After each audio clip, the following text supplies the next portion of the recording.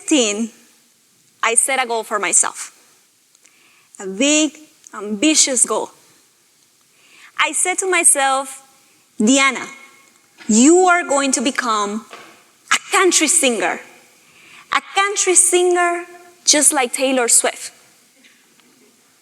Now, that might not sound too wild if I had grown up in Nashville, for example.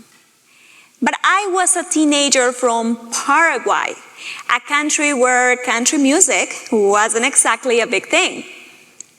On top of that, I've never been to the US, and I didn't speak a word of English. But that didn't stop me.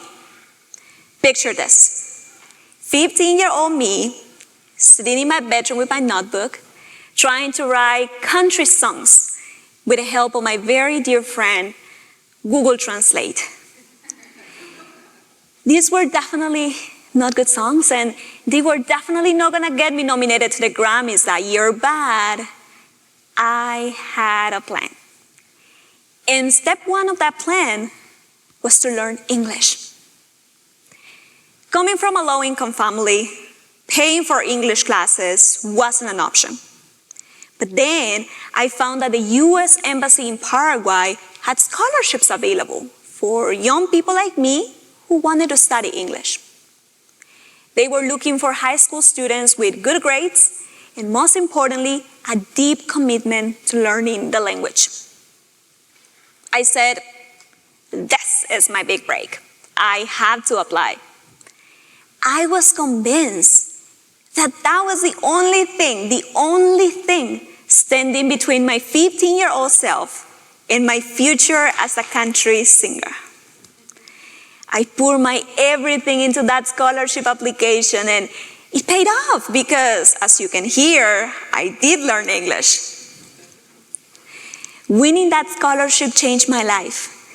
Not only did I get to study the language, but I also got to meet amazing young people from communities just like mine who were now doing things that I've never imagined possible. At 15, I didn't think that college was in my future.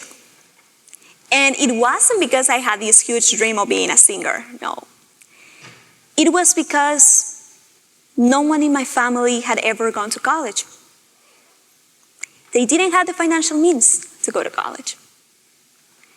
My classmates weren't planning on going either, and honestly, when you've never seen anyone from your community go to college, it just feels impossible.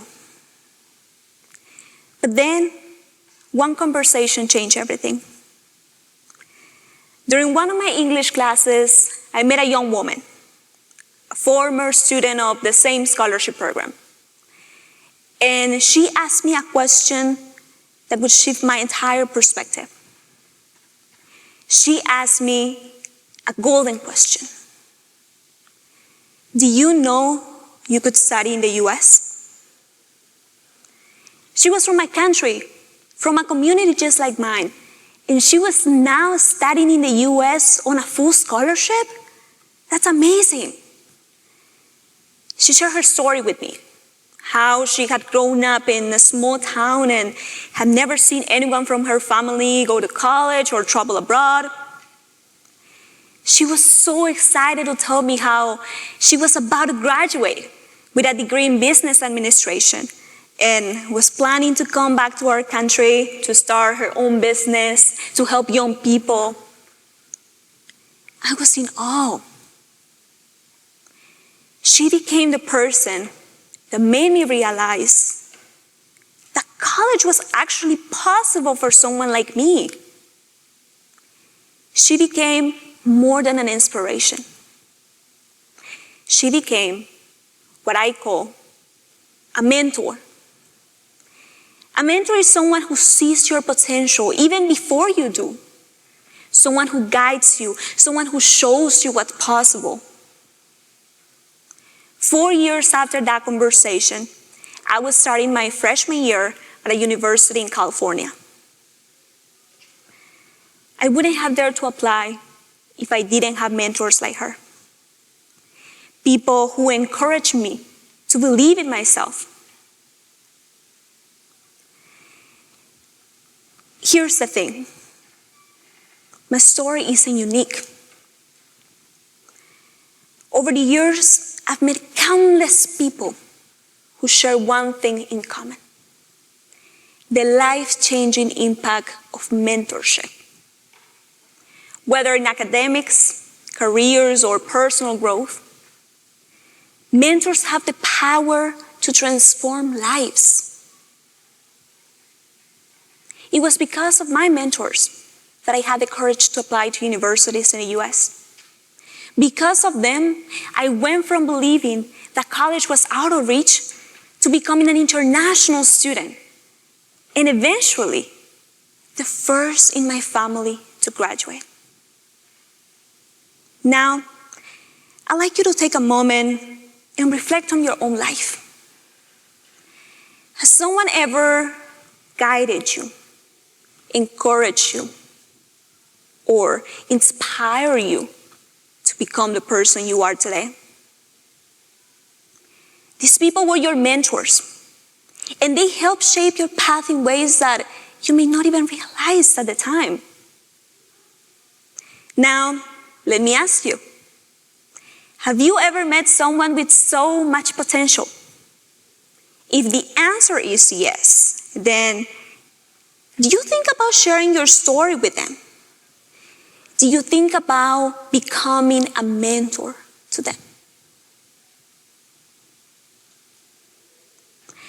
As I settle into my life as a student in the US, I realized just how much of an impact learning about other students from my country had on my journey. Their stories inspired me to apply to college. That's when I understood that it was now my turn to ask the golden question. Do you know you could study in the US? Over the past 5 years, I've shared my story with young people from my country. Young people who, just like me at 15, believed that college was out of reach. I've seen them go from self-doubt to becoming students at universities in the US, in Europe, in Asia. Mentoring others has been one of the greatest privileges of my life. Because I was inspired by mentors, I am now committed to being the mentor that others need.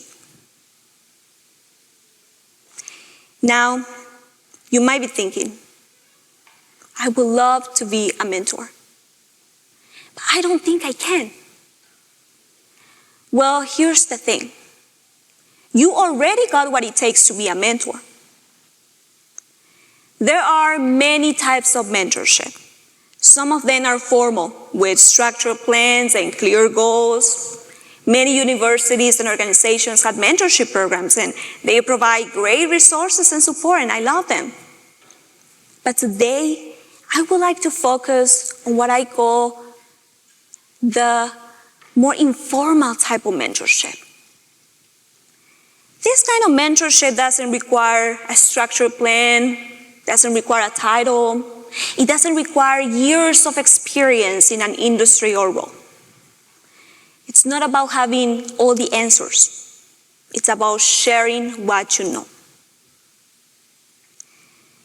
Lately on social media, I've seen college students, like many of you here today, share their experience applying to internships, getting their first full-time jobs. They are not CEOs and they don't have decades of experience, but their insights are helping thousands of their peers navigate the same journey. It's not about being an expert in a topic. Mentorship can be as simple as saying, hey, this worked for me. Maybe it could work for you too. So as you sit here today, know this. You are ready to be a mentor. And getting started is easier than you might think. First, and make sure to take notes, identify where you can make an impact.